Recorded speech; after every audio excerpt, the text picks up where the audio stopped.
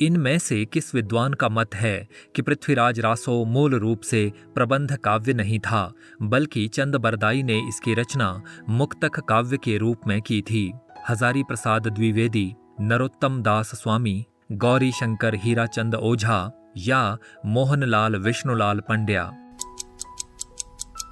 सही उत्तर है नरोत्तम दास स्वामी।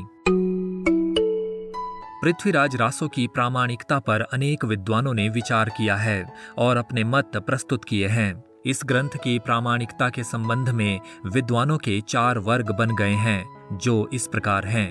पहले वर्ग में श्याम सुंदर दास, मोहनलाल विष्णुलाल पंड्या, मिश्र बंधु, कर्नल टॉड आदि विद्वान हैं, जो ये मानते हैं कि पृथ्वीराज रासो एक प्रामाणिक रचना है और इसका जो संस्करण सन 1905 में नागरी प्रचारिणी सभा से प्रकाशित हुआ है वह पूरी तरह प्रामाणिक है।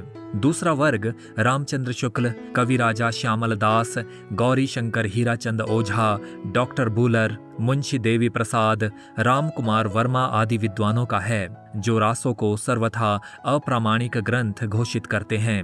यद्यपि आचार्य शुक्ल इस ग्रंथ को जाली कहते हुए भी अपने इतिहास में आदिकाल के अंतर्गत स्थान देते हैं। तीसरे वर्ग के विद्वान मुनि जिन विजय, डॉक्टर सुनीति कुमार चटर्जी, आचार्य हजारी प्रसाद द्विवेदी, माता प्रसाद गुप्त, डॉक्टर दशरथ शर्मा आदि हैं, जो रासो को अर्ध प्रामाणिक कहते हैं। ये मानते हैं कि पृथ्वीराज चौहान के दरबारी कवि चंद बरदाई ने ही पृथ्वीराज रासो लिखा था, किंतु उसका वास्तविक रूप आज उपलब्ध नहीं है।